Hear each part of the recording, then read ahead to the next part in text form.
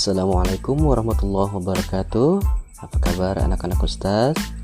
Jumpa lagi bersama Ustadz dalam podcast ini.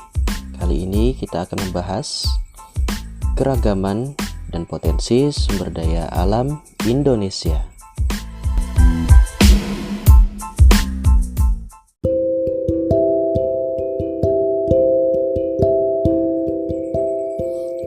Agar ilmu kita semakin berkah, baik yang sudah kita dapat maupun yang akan kita dapat nanti, mari bersama-sama kita membaca basmalah terlebih dahulu.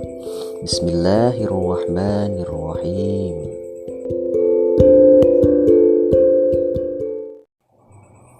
Mari kita awali dengan membahas potensi sumber daya alam Indonesia.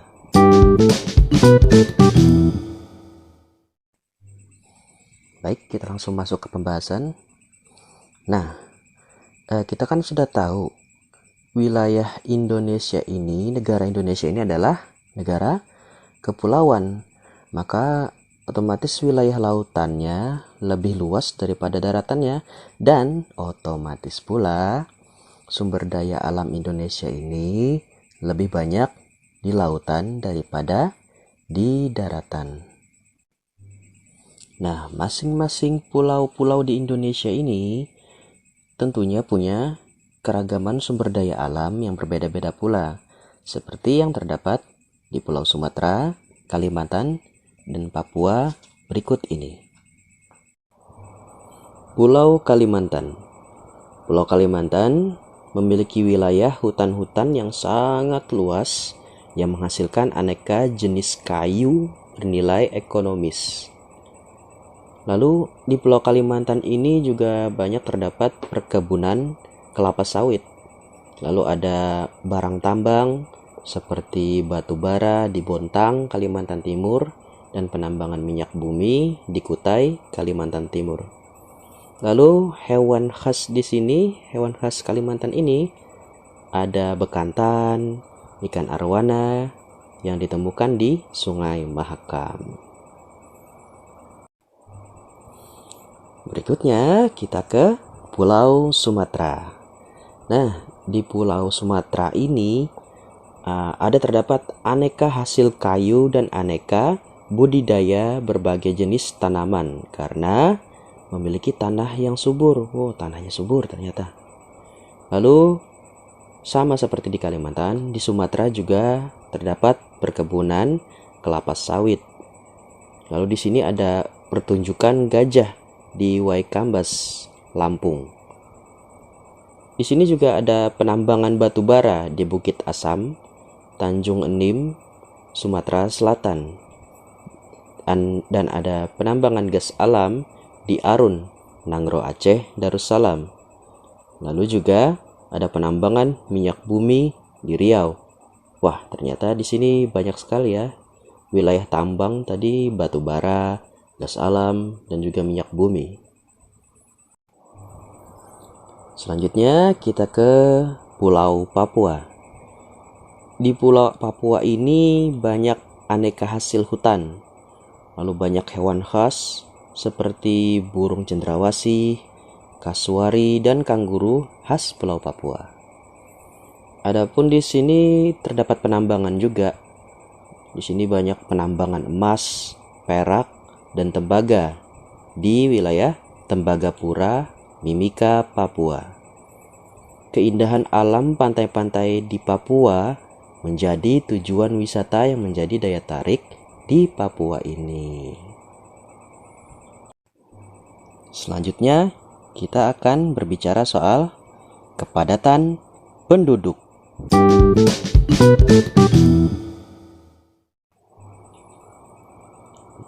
Nah, kita sekarang ngomongin soal kepadatan penduduk ya, kepadatan penduduk Indonesia. Nah, tahu nggak kalian? Ternyata Indonesia ini menempati urutan keempat dengan penduduk terbesar di dunia. Wah, kita nih ternyata urutan keempat penduduk terbesar di dunia. Urutan pertama adalah Tiongkok. Tahu Tiongkok kan? Tiongkok itu nama lain dari Cina. Lalu di urutan kedua India, dan di urutan ketiga adalah Amerika Serikat. Lalu apa sih untung dan ruginya kalau negara kita itu dengan kondisi padat seperti itu? Keuntungannya adalah dengan jumlah penduduk yang besar itu, Indonesia memiliki potensi sumber daya manusia yang besar untuk membangun dan memajukan bangsa. Intinya, jadi pembangunan negara kita ini bisa lebih cepat dengan adanya banyak penduduk tersebut. Lalu, apa kerugiannya? Kerugiannya adalah ketika persebaran penduduk di wilayah itu tidak merata, maka menyebabkan pembangunan antar wilayah Indonesia menjadi belum merata.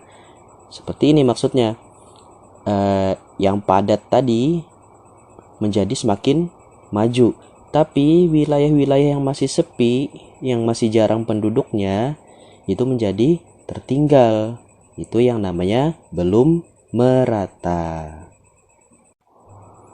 Contoh yang sangat jelas adalah untuk kepadatan penduduk yang sangat tinggi, yang padat sekali, itu adalah di wilayah Provinsi DKI Jakarta. Makanya tuh di sana sering macet kan.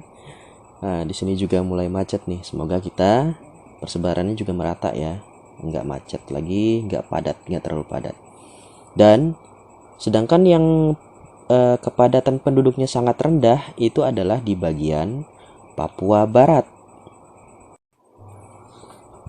Terus Ustadz, gimana caranya mengetahui bahwa suatu wilayah itu adalah padat penduduk atau tidak? Nah, untuk mengetahui kepadatan penduduk, kalian harus mengetahui dua hal, yaitu data jumlah penduduk. Yang pertama, data jumlah penduduk, dan yang kedua, data luas wilayah.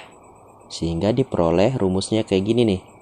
Kepadatan penduduk itu dihitung dengan cara jumlah penduduk wilayah tersebut dibagi luas wilayahnya. Maka kalian akan tahu kepadatan penduduknya. Sekali lagi, untuk menghitung kepadatan penduduk adalah jumlah penduduk wilayahnya dibagi luas wilayah tersebut. Terus gimana solusinya pemerintah untuk meratakan jumlah penduduk tersebut? Yaitu dengan cara program transmigrasi. Apa tadi? Transmigrasi. Transmigrasi adalah perpindahan penduduk dari wilayah yang padat ke wilayah yang jarang penduduknya. Jadi dibagi, tadi yang numpuk di satu wilayah itu yang padat penduduk tadi, dibagi-bagi ke wilayah yang lebih sepi. Misalnya, perpindahan penduduk dari Pulau Jawa ke Pulau Sumatera, Kalimantan, dan Papua.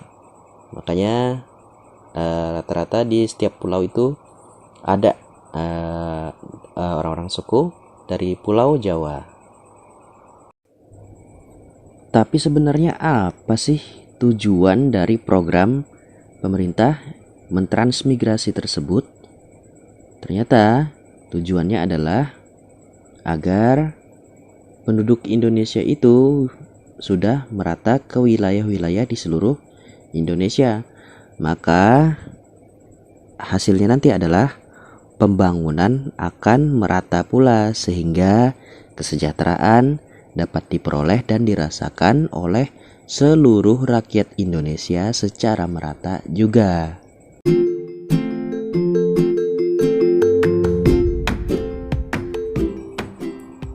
Ngomong-ngomong, kalian haus nggak sih? Kalau Ustadz sih haus ya. Soalnya dari tadi ngomong terus. Gak apa-apa. Ustadz permisi minum dulu ya. Permisi.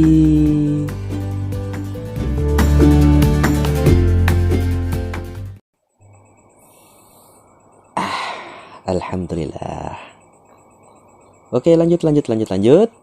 Selanjutnya kita akan membahas tentang keragaman suku bangsa di Indonesia.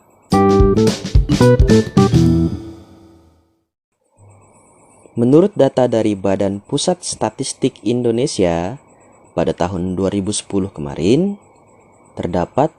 terhitung ada 1.340, sekali lagi Ustadz ulang, 1.340 suku bangsa yang ada di Indonesia.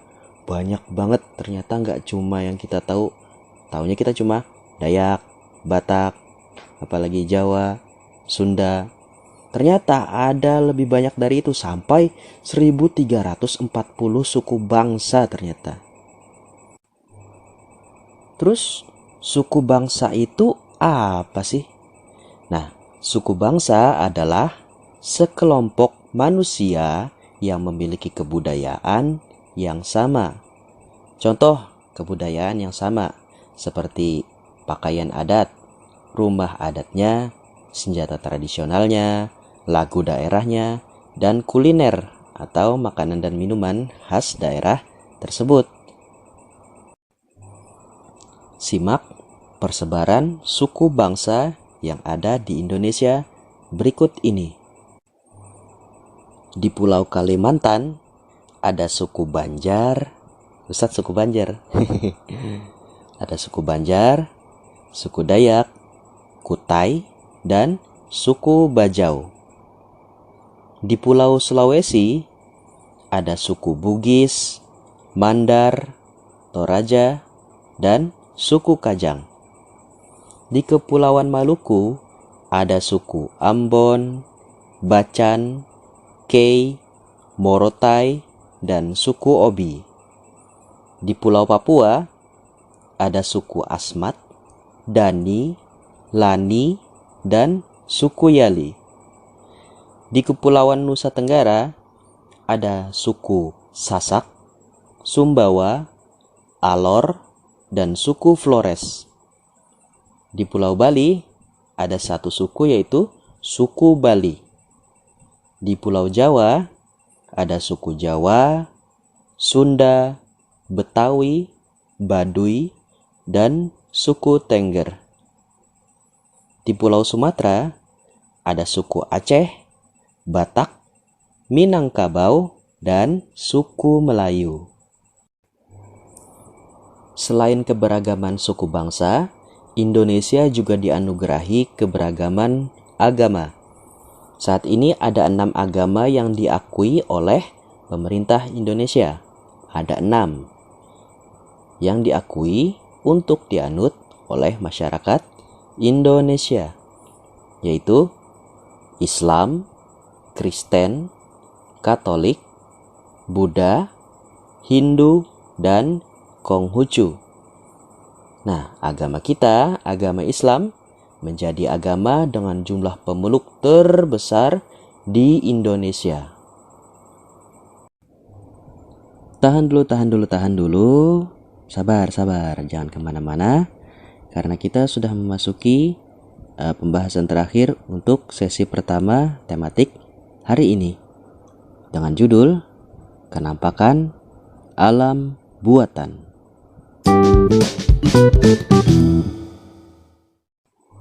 Ustadz mau nanya, kalian pernah dengar nggak tentang danau?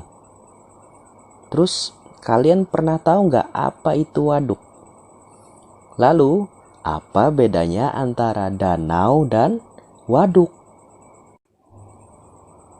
Nah, bedanya, kalau danau adalah kenampakan alam atau bentang alam asli, bukan hasil buatan manusia, berupa genangan air yang amat luas yang di sekitarnya dikelilingi daratan. Itu tadi danau. Sekarang waduk.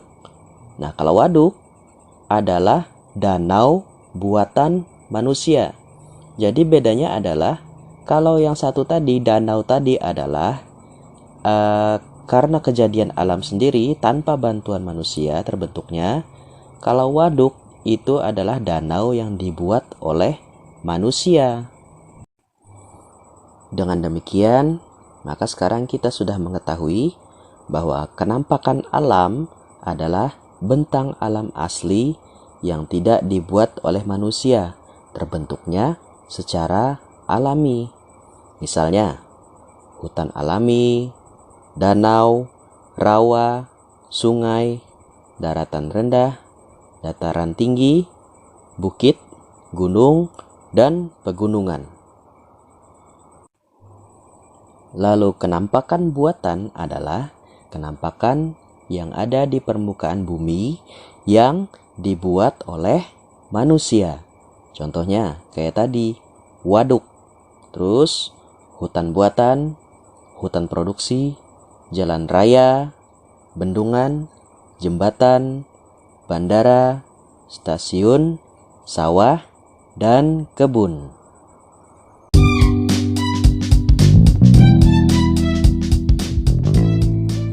Baik, cukup untuk sesi pertama kali ini. Kita istirahat dulu karena nanti akan kita sambung di sesi kedua tematik untuk hari ini. Mari bersama-sama kita mengucap hamdalah. Alhamdulillahirabbil alamin.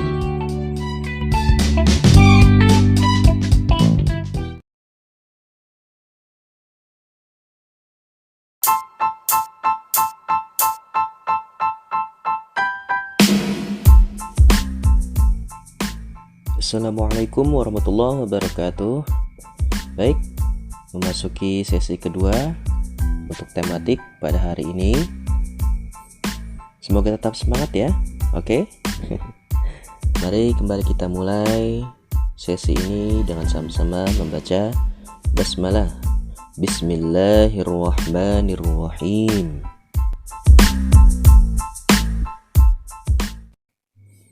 Baik, kita awali sesi ini dengan bahasan bentang alam Indonesia. Ya, tahukah kalian bahwa Kepulauan Indonesia ternyata memiliki jumlah pulau sebanyak 17.000 pulau, termasuk pulau-pulau besar yang kita ketahui seperti Pulau Kalimantan, Sulawesi, Papua, Jawa, dan Pulau Sumatera. Ternyata juga termasuk pulau-pulau kecil yang lainnya, yang berjumlah tadi 17.000 pulau. Adapun pulau-pulau tersebut memiliki bentang alam yang sangat beragam, seperti gunung, lembah, sungai, dataran rendah, dan pantai. Selanjutnya, kita bahas iklim di Indonesia.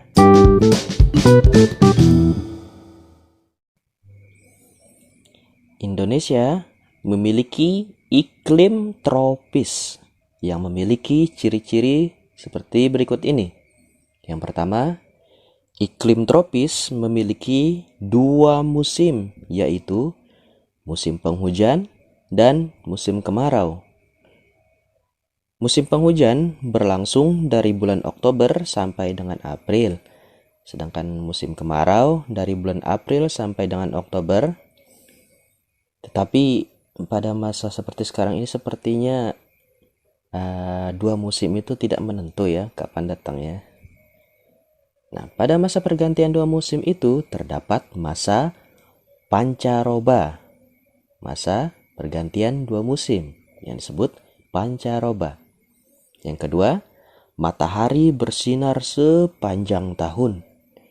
Ciri yang ketiga dari iklim tropis adalah waktu siang hari dan waktu malam hari hampir sama, yaitu 12 jam.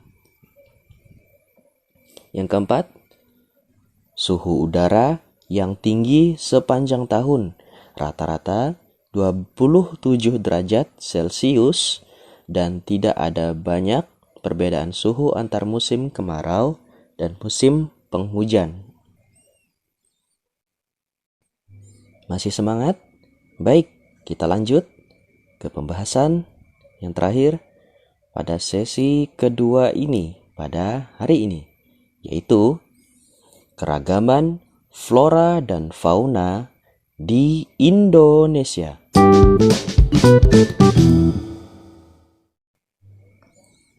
Sebelumnya Ustadz mau nanya, kalian masih ingat kan apa arti flora dan fauna? Baik, Ustadz bantu. Flora adalah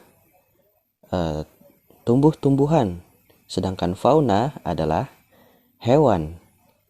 Nah, di Indonesia ini memiliki banyak keanekaragaman flora dan fauna.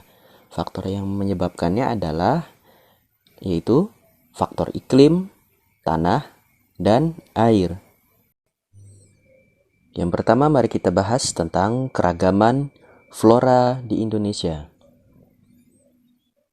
Nah, penyebaran flora di Indonesia terbagi atas 2 kelompok, yaitu kelompok Indo-Malayan, sekali lagi, kelompok Indo-Malayan dan Indo-Australian, yang masing-masing mempunyai karakteristik seperti berikut ini. Oke, kita awali dengan karakteristik flora Indo-Malayan. Karakteristik flora Indo-Malayan yang pertama adalah meliputi kawasan Indonesia bagian barat, yaitu sekitar Kalimantan, Sumatera, Jawa, dan Bali. Karakteristik yang kedua, banyak sekali meranti, rotan, serta nangka.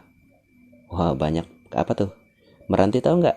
Itu adalah salah satu nama pohon.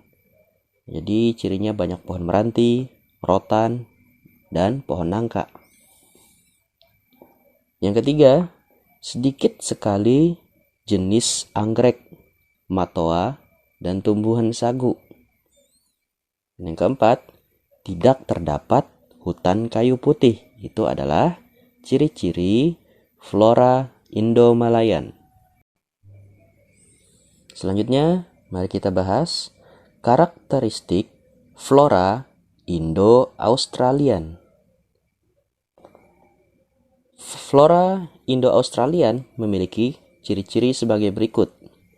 Yang pertama, meliputi kawasan Indonesia bagian timur. Kalau tadi bagian barat, ini bagian timur, yaitu sekitaran Sulawesi, Maluku, Nusa Tenggara, dan Papua. Yang kedua, sedikit sekali jenis meranti, rotan, serta nangka. Yang ketiga, banyak memiliki jenis anggrek dan matoa.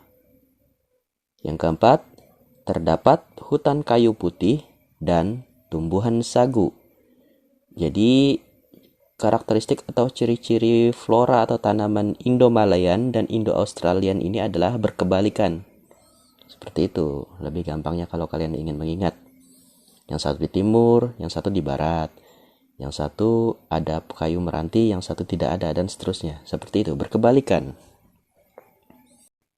Selanjutnya, mari kita bahas tentang keragaman faunanya atau hewan-hewannya.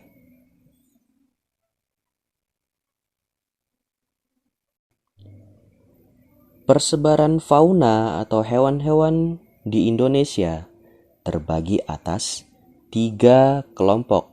Kalau floranya tadi terbagi 2, maka faunanya ini terbagi 3 kelompok, yaitu fauna Indonesia bagian barat atau istilahnya tipe Asiatis.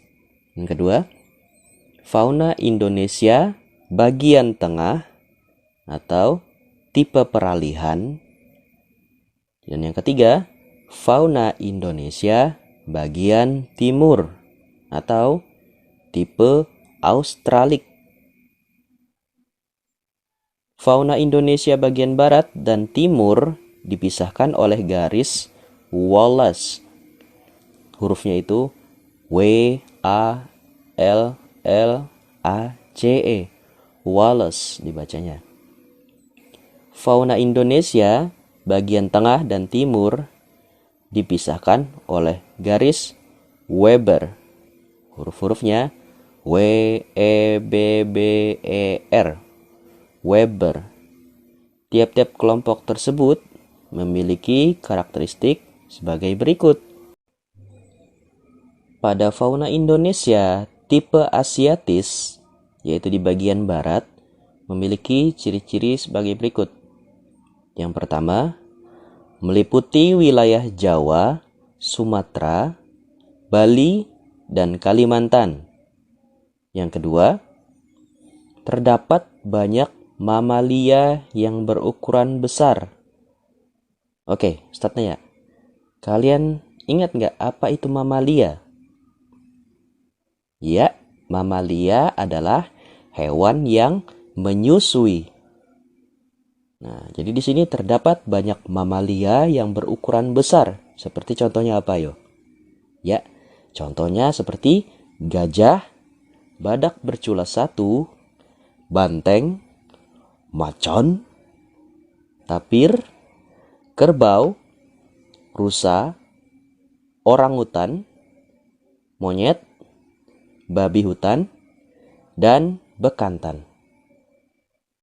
Ciri yang ketiga dari tipe Asiatis adalah banyak juga ditemukan reptil seperti ular, kadal, tokek, buaya, biawak, bunglon, kura-kura, dan terenggiling.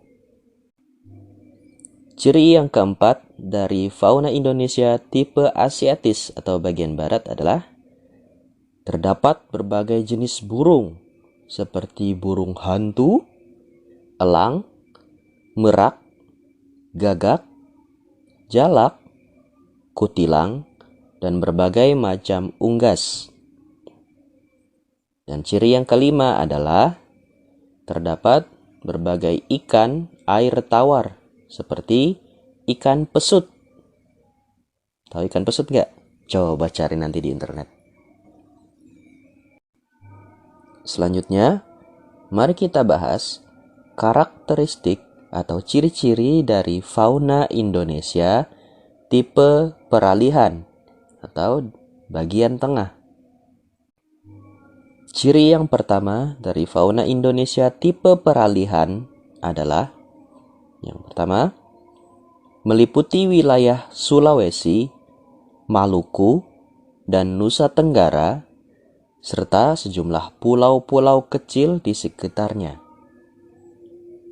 Yang kedua, fauna yang ada di wilayah ini adalah babi rusa, anoa, kuda, monyet sabah, babi, beruang, ikan duyung, kuskus, monyet hitam, tarsius, sapi, dan banteng. Ciri yang ketiga adalah terdapat reptil seperti biawak, komodo yang terkenal dan mendunia itu, buaya, dan ular. Dan ciri yang terakhir dari fauna Indonesia tipe peralihan atau bagian tengah adalah ditemukan berbagai jenis burung seperti burung maleo, mandar, raja udang, burung dewata, rangkong, dan kakatua, serta nuri. Oke, sekarang kita membahas karakteristik atau ciri-ciri fauna Indonesia tipe Australik atau bagian timur. Jadi tadi setelah kita dari barat ke tengah, sekarang kita ke bagian timur, yaitu tipe Australik.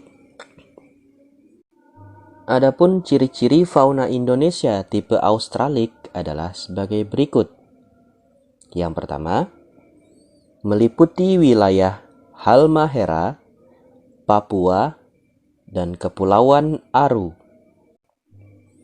Yang kedua, mamalia yang banyak terdapat di wilayah ini seperti beruang, kanguru, walabi, landak irian, kuskus, kangguru pohon, pemanjat berkantung, dan kelelawar. Di wilayah ini tidak ditemukan kera. Selanjutnya, ciri yang ketiga dari fauna Indonesia tipe Australik adalah banyak juga ditemui jenis reptil seperti ular, kadal, buaya, dan biawak. Dan ciri yang terakhir, selanjutnya ciri yang keempat, berbagai jenis burung yang banyak dijumpai di daerah ini seperti cendrawasih, kasuari, nuri, burung raja, burung udang, dan burung namudur. Lalu, ciri yang terakhir dari fauna Indonesia tipe Australik atau bagian timur adalah untuk jenis ikan air tawar relatif sedikit ditemukan di wilayah ini.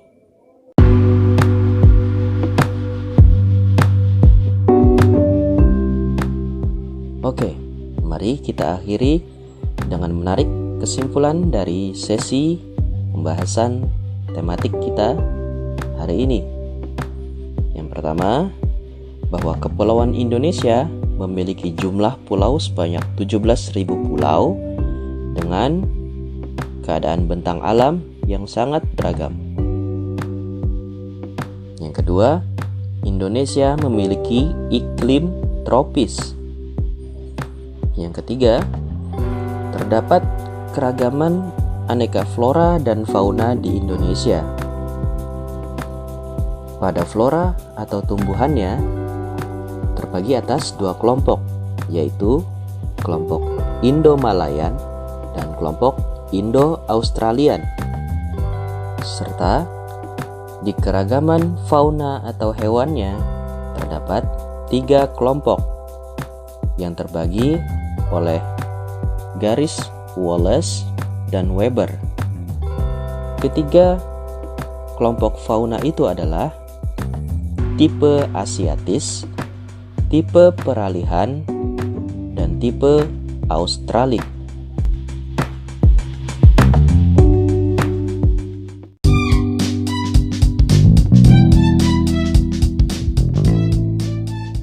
Alhamdulillah, terima kasih telah menyimak penjelasan-penjelasan Ustadz melalui podcast hari ini. Semoga bermanfaat. Sehat selalu sekeluarga dan dalam lindungan Allah. Mari kita tutup pertemuan kita pada hari ini dengan membaca doa kafaratul majlis. Subhanakallahumma wa bihamdika asyhadu an la ilaha illa anta astaghfiruka wa atubu ilaih. Salah khilaf, mohon maaf. Assalamualaikum warahmatullahi wabarakatuh. Sampai jumpa lagi di pertemuan selanjutnya.